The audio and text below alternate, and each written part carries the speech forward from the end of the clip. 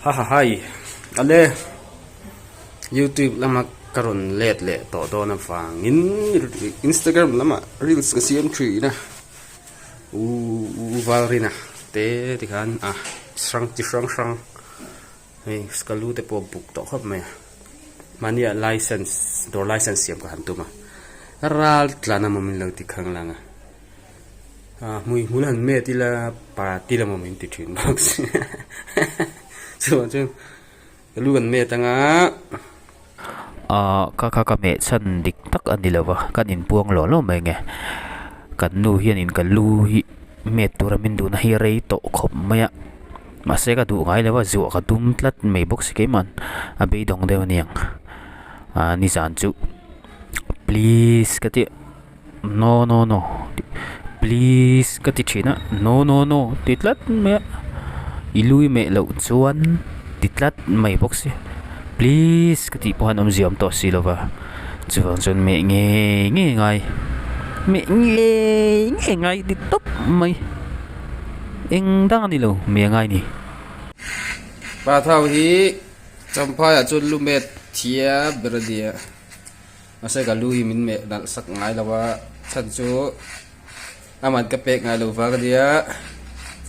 chu ba song camera in tin về na ngai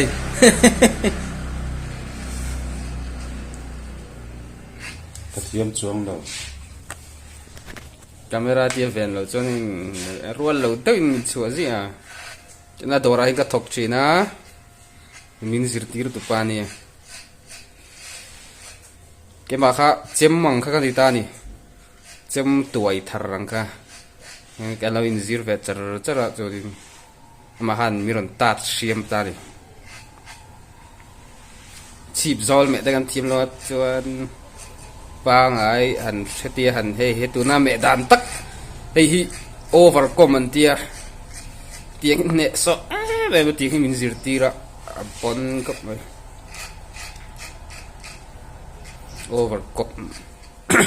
over comment tia tiếng hi tu lai barber chuan an nè so lâu tắm tất cả mọi tiếng gì chứ mò nè cái tivel mấy nè harpo là nhiều luôn mẹ chun tiếng gì ina lâu mệt về chuyện hay zir về mẹ thì lấy mà chuyện tên lu mẹ chuyện thâu thế bộ hay YouTube bạn ena anh ti về thấy mẹ nổi bang này chứ mà sẽ overcome mà bốc kia anh bôi lệ chuyện cái harpo ta cái nhiều luôn mẹ chứ chip zol mẹ nan te lu mẹ pa ngai mẹ nan cho nên hay tiếng tốc po hiện mẹ chua vắt thịt thiểm chun but sẽ overcome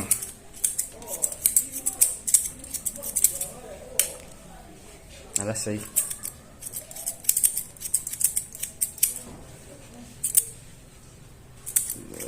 chia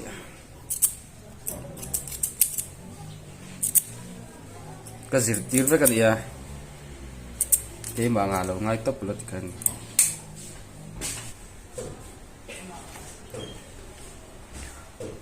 cái đủ chi nè sấy chăng la cái chuan license cả hắn form cả hắn thể luôn ta cái đủ chi nè sấy chăng la lâu thì tổ đơn trẻ next up cái gì mà chạy đơn nè cả xong cả video cho đi sẽ bắt đầu ít đó là cái ít đó phá cái đi bye bye bye